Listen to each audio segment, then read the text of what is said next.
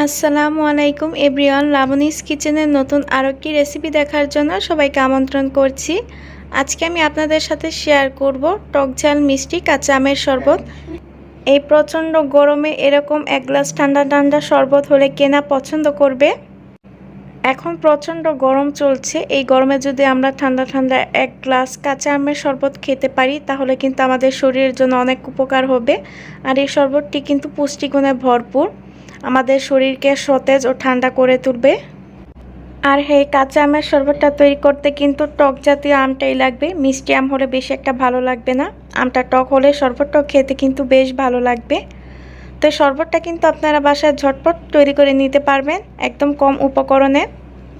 আর আপনার ইফতারিতেও কিন্তু এই কাঁচা আমের শরবতটি রাখতে পারেন, ঠান্ডা ঠান্ডা খেতে খুবই ভালো লাগবে। তো এখানে আমি শরবতটা তৈরি করার জন্য প্রথমে আমি দুটি আম নিয়েছি।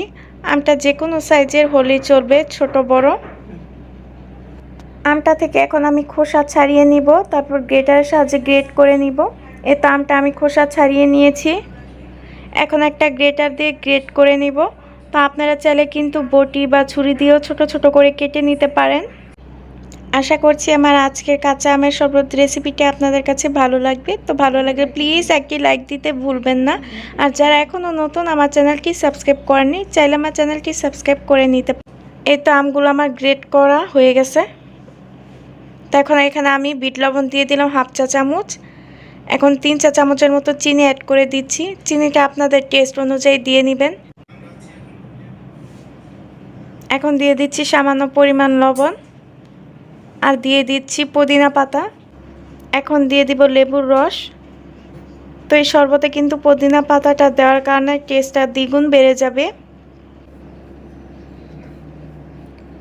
তো এখন আমি একটা চামচের সাহায্যে সবগুলো উপকরণ আমের সাথে ভালোভাবে মিশিয়ে নিব। আপনারা এখন তো ইচ্ছা করলে ব্লেন্ডারে একসাথে সবগুলো দিয়ে তারপর ব্লেন্ড করে নিতে পারেন। তো এখন আমি ব্লেন্ডারের মধ্যে আমের মিশ্রণটা ঢেলে দিলাম। তো এখন ঠান্ডা পানি অ্যাড করে দিলাম। তো এখন আমি ব্লেন্ড করে নিব।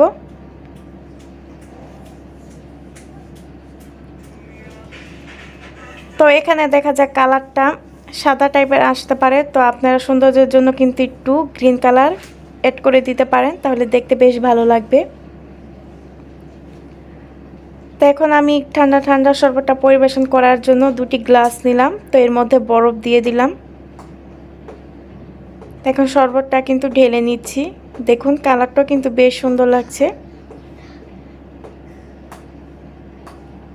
তো আপনারা ফুড কালার এখানে অ্যাড করে দিবেন, তাহলে দেখতে অনেকটা সুন্দর লাগবে। তো আমি সৌন্দর্য বাড়ানোর জন্য গ্লাসের কিনারে লেবুর স্লাইস কেটে তারপর সাজিয়ে দিলাম।